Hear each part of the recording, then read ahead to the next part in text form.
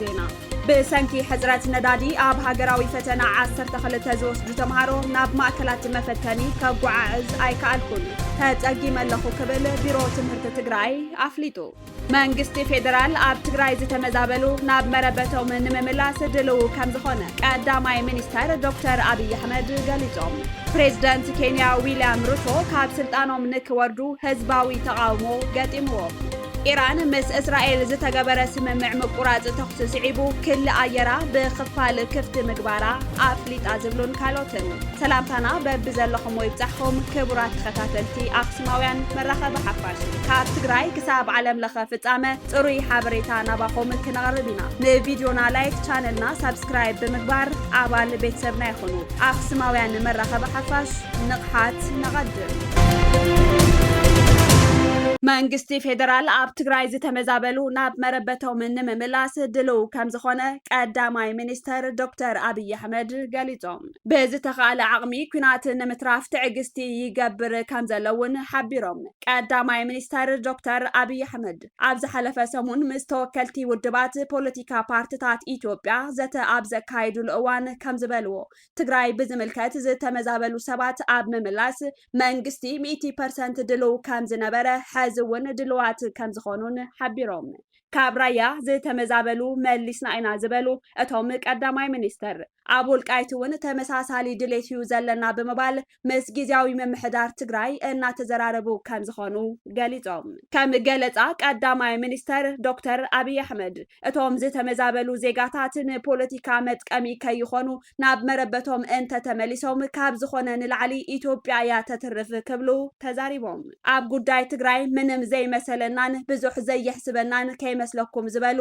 ቀዳማይ ሚኒስተር አብይ በኣና ወገን ዝተመዛበሉ ንምምላስ ሓደ ግዜ ዘይኮነስ 10 ግዜ ትልሚ ኣውፂና ኢና ክብሉ ተዛሪቦም ብተመሳሳሊ ኣብ ዝሓለፈ ኩናት ካብ መናእሰይን ኣዴታትን ትግራይ ብላዕሊ ዝተጎድአ ሰብ ከም ዘየለ ዘልዕሉ ቀዳማይ ሚኒስተር አብይ እዚ ከይድገም ድማ ብዝተኻለ ዓቕሚ ኩናት ንምትራፍ ከም ዝደልዩ ወሲኾም ገሊጾም ኣብቲ ኩናት ዝተጎድኡ መናእሰይን ኣዴታትን እንትኾኑ እውን እቶም ዘቕትልዎም ሰባት ግና ይፍክሩ እዮም እቶም ሞቲ ግና እቲ ጉዳይ ከይፈለጥዎ እዮም ዝጠፍኡ ብምባል እሱ ከይፍጠሪና ዝለዓለ ትዕግስቲ ንገብር ዘለና ክብሉ እቶም ቀዳማይ ሚኒስተር ኣብሪሆም ብኻሊእ ወገን ዘይሕገ መንግስታዊ ዝኾኑ ልምምዳት ፈተናታትን ዝግበሩ ከም ዘለው ዝሓበሩ እቶም ቀዳማይ ሚኒስተር ኢትዮጵያ እውን ብሕጊ ምኽባር ትካላት እኹል ዓቕሚ እናሃነፀት ከም ዘላ ብምዝኽኻር እዚ ዝህነፅ ዘሎ ድማ ኣስጋኢት ዓለምን ናይ ህልውና ሓደጋን ይመጽእ ስለ ዘሎ ኢሎም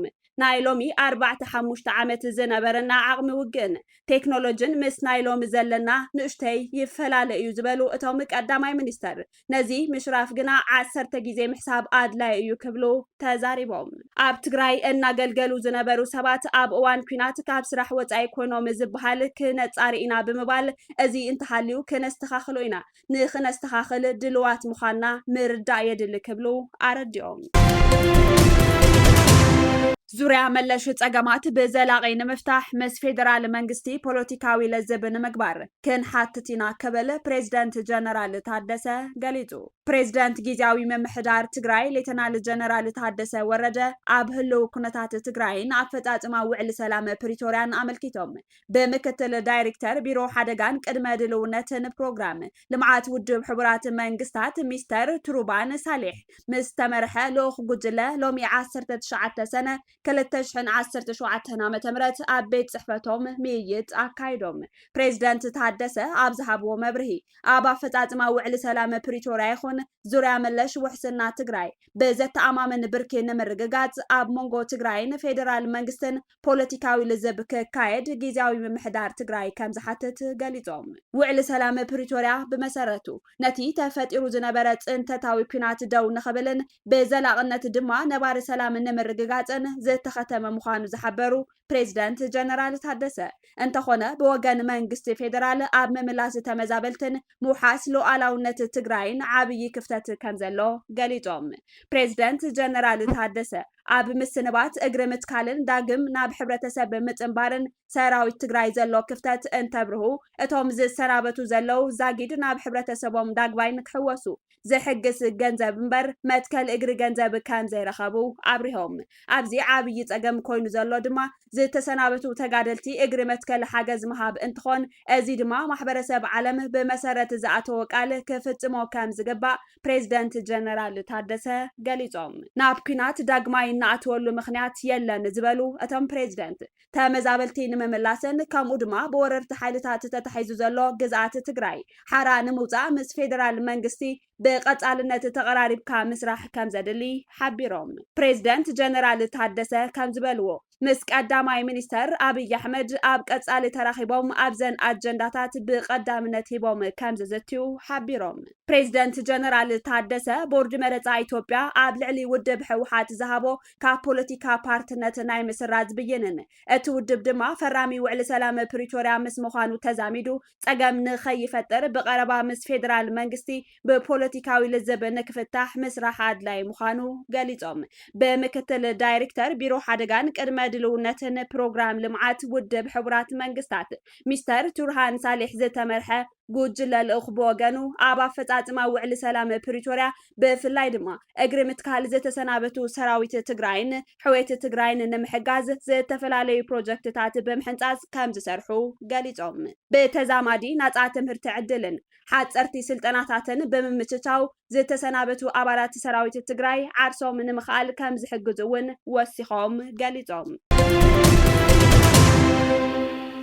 ብሰንኪ ሕፅረት ነዳዲ ኣብ ሃገራዊ ፈተና 12 ዝወስዱ ተምሃሮ ናብ ማእከላት መፈተኒ ክጓዓዕዝ ኣይከኣልኩን ተጸጊመለኹ ክብል ቢሮ ትምህርቲ ትግራይ ኣፍሊጡ ሕፅረት ነዳዲ ሃገራዊ ፈተና 12 ክፍሊ ዝወስዱ ተምሃሮ ናብ መፈተኒ ማእከላት ኣብ ምጉዕዓዝን ምስ ተፈተኑ ናብ ስድሮኦም ኣብ ምምላስን ዕንቅፋት ይኾን ስለ ዘሎ ብህፁፅ መፍትሒ ንክግበረሉ ቢሮ ትምህርቲ ጊዜያዊ ምምሕዳር ትግራይ ሓቲቱ ሰነ 23 2017 ዓ.ም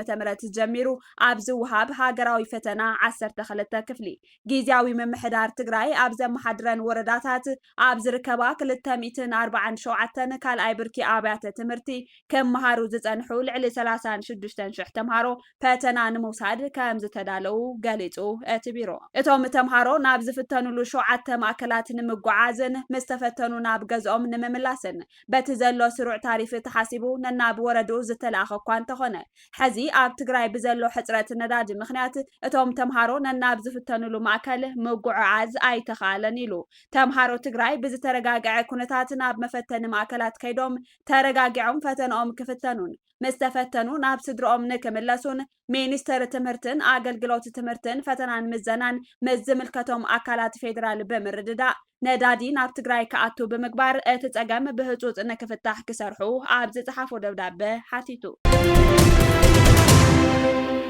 ፕሬዚደንት ኬንያ ዊልያም ሩቶ ካብ ስልጣኖም ንክወርዱ ህዝባዊ ተቃውሞ ገጢሞም ኣብ ዝተፈላለዩ ከተማታት ተቃውሞታቶም ከስምዑ ዝወዓሉ ብኣሽሓት ዝቁፀሩ ኬንያውያን ፕሬዚደንት እታ ሃገር ካብ ስልጣኖም ክወርዱ ይሓቱ ኣለው ኣብቲ ጎነፅ ዝተሓወሶ ተቃውሞታት ብውሕዱ 16 ሰባት ከም ዝተቐተሉ ተጣባቂ ሰብኣዊ መሰላት ኣምኒስቲ ኢንተርናሽናልን ጨንፈር ኬንያ ኣመልኪቱ ዜና AFP እውን ከም ዘመልከቶ ኣባል ፖሊስ ዝርከብዎም ብዙሓት ሰባት ቆሲሎም ከም ዘለው ሓቢሩ ተጣባቅቲ መሰላት ከም ዝሕብርዎ ድማ ዛጊድ 3 ኣባላት ፖሊስ ዝርከብዎም ልዕሊ 400 ሰባት ቆሲሎም ኣለው ካብዚኦም እቶም 8 ብጥይት ዝቆሰሉ እዮም እቶም 83 ናብ ፍሉይ ሕክምና ተወሲዶም ከም ዘለው ማሕበር ሕክምና ኬንያ ማሕበር ሕጊ ኬንያን ጉጅለ ስራሕ ተሃድሶ ፖሊስን ዘውፅእዎ ሓበራዊ መግለፂ የመልክት ሰብ መዚ ዛጊድ ብዛዕባ እዚ ጉድኣት ኣይረጋገጹን ፕሬዚደንት ዊልያም ሩቶ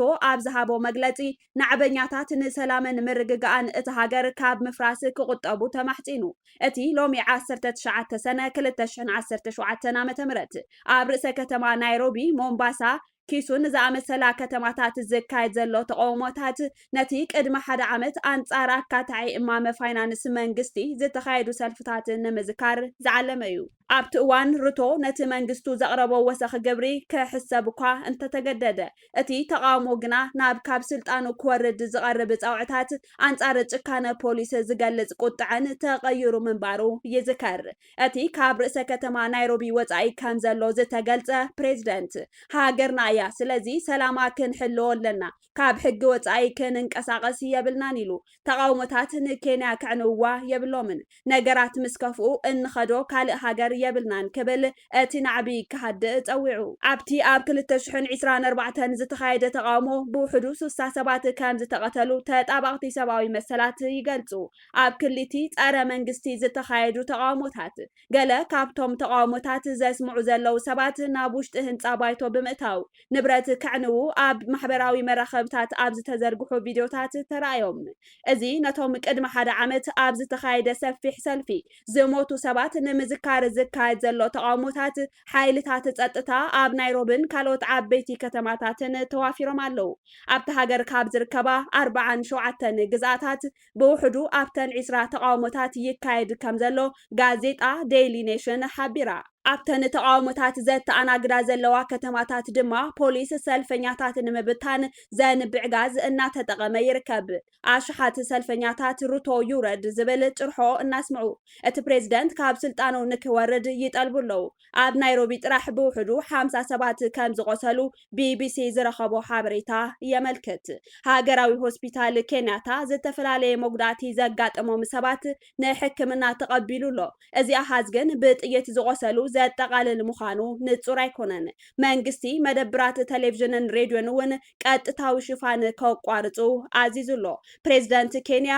ዊልያም ሩቶ ፖሊስ ውሕስነት ከንግሱን ህይወት ክከላኸሉን ትዕዛዝ ሕሊፎም ኣለው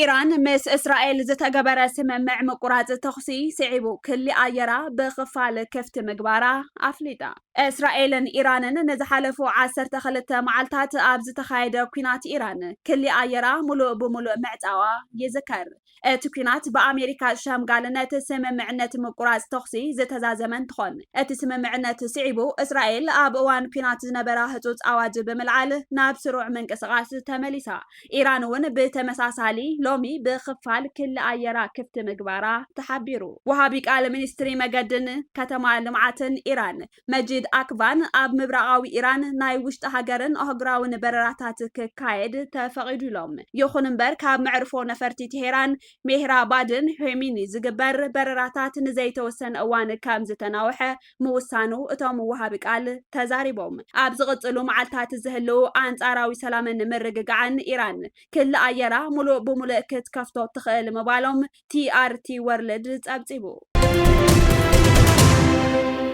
ክቡራት ተኸታተልቲ ኣኽሱማውያን መራኸቢ ሓፋሽ ናይ ሎም ዕለት 19 ወርሒ 10 2017 ዓ.ም ምድላዋት ዜና ኣኽሱማውያን እዞም ክትከታተልዎም ዝጸናሕኩም ይመስሉ ነይሮም ምዝተረፉ መደባት ኣኽሱማውያን ቴሌቪዥን ሰናይ ጸና